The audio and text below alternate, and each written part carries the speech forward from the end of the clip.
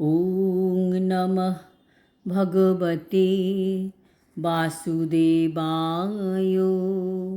শ্রীমদ্ ভগবদ গীতা অষ্টাদশ অধ্যায় মোক্ষযোগ। হরে কৃষ্ণ।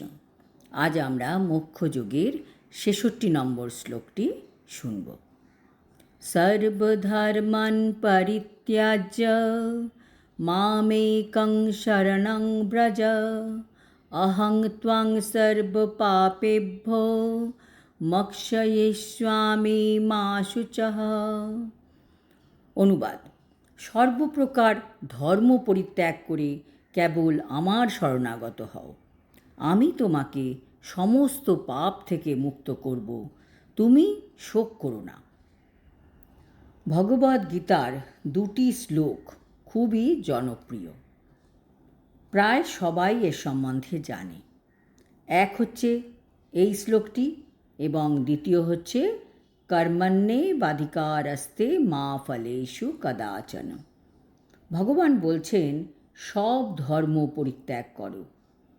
এই শ্লোকের তাৎপর্যে প্রভুপাদ বলছেন ভগবান নানা রকম জ্ঞানের এবং ধর্মের বর্ণনা করেছেন।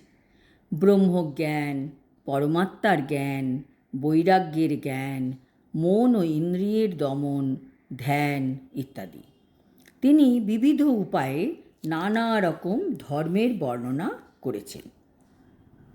এখন ভগবদ গীতার সারাংশে ভগবান বলছেন যে অর্জুনের কাছে বর্ণিত সমস্ত ধর্ম তার পরিত্যাগ করা উচিত। তার উচিত কেবল শ্রীকৃষ্ণে শরণাগত হওয়া। সেই শরণাগতি তাকে সমস্ত পাপ থেকে মুক্ত করবে, কেননা ভগবান নিজেই তাকে রক্ষা করবার প্রতিশ্রুতি দিয়েছেন। সপ্তম অধ্যায়ে বলা হয়েছে যে যিনি সমস্ত পাপ থেকে মুক্ত হতে পেরেছেন তিনিই কেবল ভগবান শ্রীকৃষ্ণের আরাধনা করতে পারেন। এভাবে কেউ হয়তো মনে করতে পারে যে সব রকমের পাপ মুক্ত না হওয়া পর্যন্ত ভগবানের চরণে শরণাগতির পন্থা গ্রহণ করা যাবে না। সেই সন্দেহের পরিপ্রেক্ষিতে এখানে বলা হয়েছে যে কেউ যদি সমস্ত পাপ থেকে মুক্ত না হয়েও থাকে, কেবল শ্রীকৃষ্ণের শরণাগত হওয়ার ফলে স্বাভাবিকভাবেই সে সমস্ত পাপ থেকে মুক্ত হওয়া যাবে। পাপ থেকে নিজেকে মুক্ত করবার জন্য অন্য কোনো কষ্টসাধ্য প্রচেষ্টার প্রয়োজন নেই। কেবলমাত্র আমাদের উচিত শ্রীকৃষ্ণকে সমস্ত জীবের পরম পরিত্রাতা রূপে দ্বিধাহীনভাবে গ্রহণ করা এবং শ্রদ্ধা ও ভালোবাসার সঙ্গে তার শরণাগত হওয়া। শ্রী হরিভক্তি বিলাস গ্রন্থে পরমেশ্বর ভগবান শ্রীকৃষ্ণের চরণে আত্মসমর্পণের পদ্ধতি বর্ণনা করে বলা হয়েছে আনুকূল্যস্য সংকল্প প্রাতিকূল্যস্য বর্জনম রক্ষিষ্যতীতি বিশ্বাস গোতৃপ্তে বরণং তথা আত্মনিক্ষেপকার্পণ্যে ষড়বিধা শরণাগতি। ভক্তিযোগের পন্থায় কেবল সেই ধর্মেরই আচরণ করা উচিত যা পরিণামে শুদ্ধ ভগবত ভক্তি প্রদান করবে।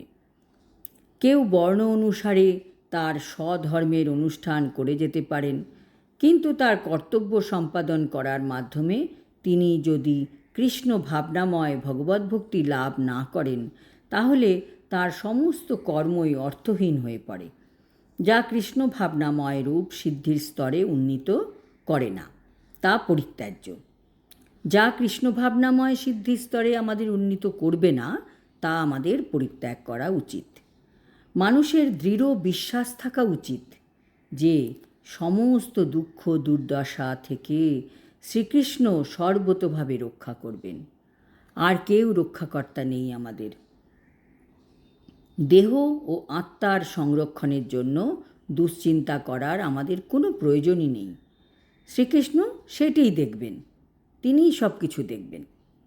নিজেকে সর্বদা অসহায় বলে মনে করে শ্রীকৃষ্ণকেই একমাত্র জীবনের প্রগতির ভিত্তি বলে বিবেচনা করা উচিত।